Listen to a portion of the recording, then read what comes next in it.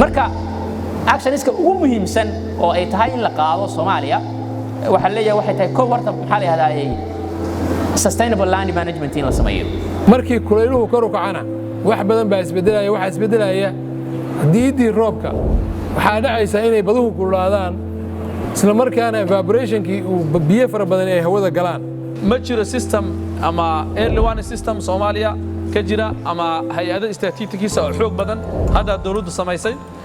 markasta hay'adaha caalamiga ah iyo kuwa local NGOs-ka iyo bulshooyinka iyo civil society-ga iska kaashada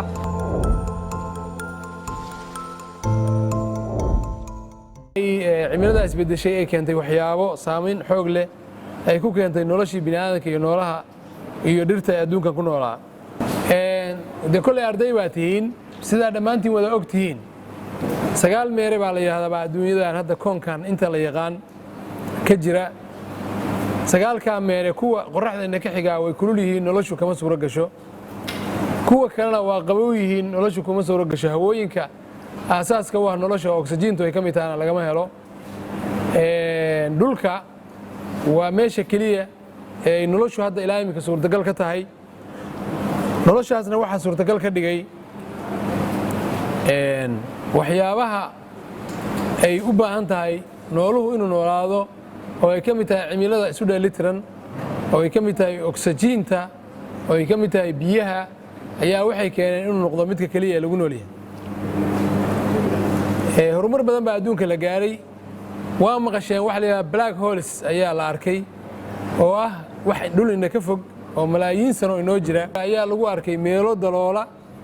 oo loo malaynayo in intaan isku xiran oo 9 meero iyo qorraxda iyo dayaxyadan intaan isku xiran inay dhici karto dhawaan in laga baxo oo la helo caalamiye kale oo ka baxsan caalamkeena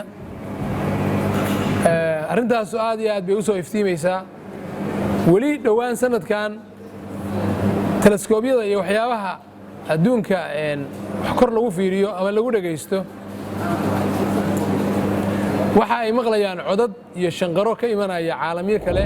waa dhici karta inta aan nooshihiin ama ay nool lahay inaynu ka war helo in la soo helay caalam kale ama adduunyooyin kale laakiin hadda intaynu garanayno oo xidigaha aynu naqaan ama meerayaasha aynu naqaan adduunka kaliya ayay noloshu ka suura gashaa ama dhulka laakiin 250 sano ugu dhameeyay waxa la yiraahdaa kacaankii warshadaha sida aad ku dhigateen iskuulada waxa uu soo bilowday 1750 marka 270 sano ee adduunyada ay warshadaha ay ka jireen waxa ku soo kordhay dhibaatadan hadda laga hadlayo oo ah isbeddelka cimilada waxaana sabab ah baa la yiri qiiqa faraha badan ee kor u baxaya samada u baxaya qiiqaas oo ka kooban gaasas kala duwan oo ay ka mid tahay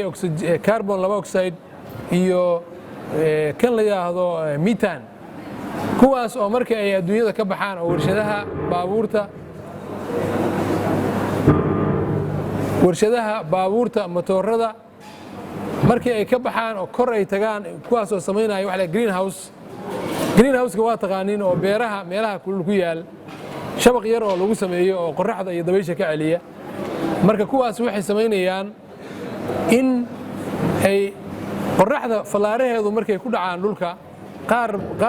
qayb ayaa noqoto reflection samaysa kuwaas ayay waxay u diidayaan inay hawada ka baxaan atmosphere-kii ayay xirayaan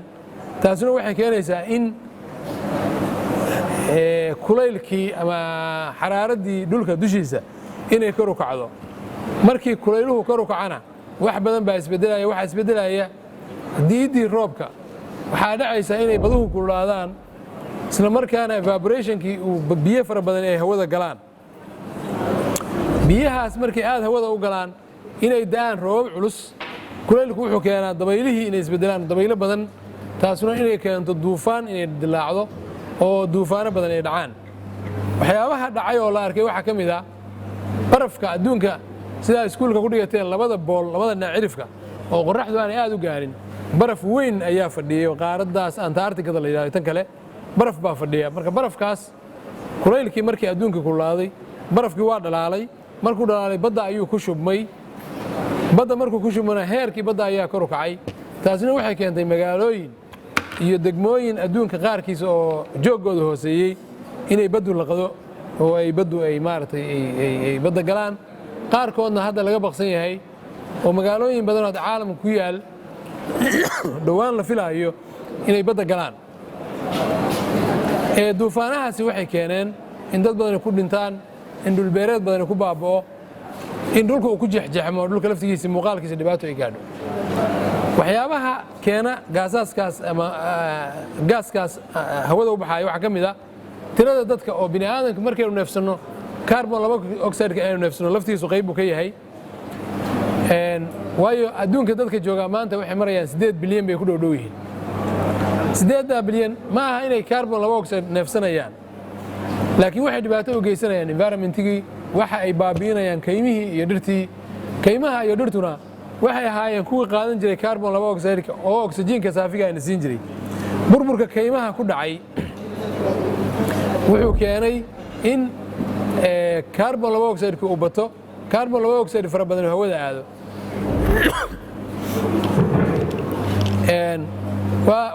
waxaan idin rabaa inaan idin sheego maanta adduunyada guudkeeda maalin walba waxaa dul maraa 1.5 bilyan oo baabuur 1.5 bilyan oo baabuur qaaca iyo qiiqa ay hawada ku sii dayn karaan waa garan kadhaan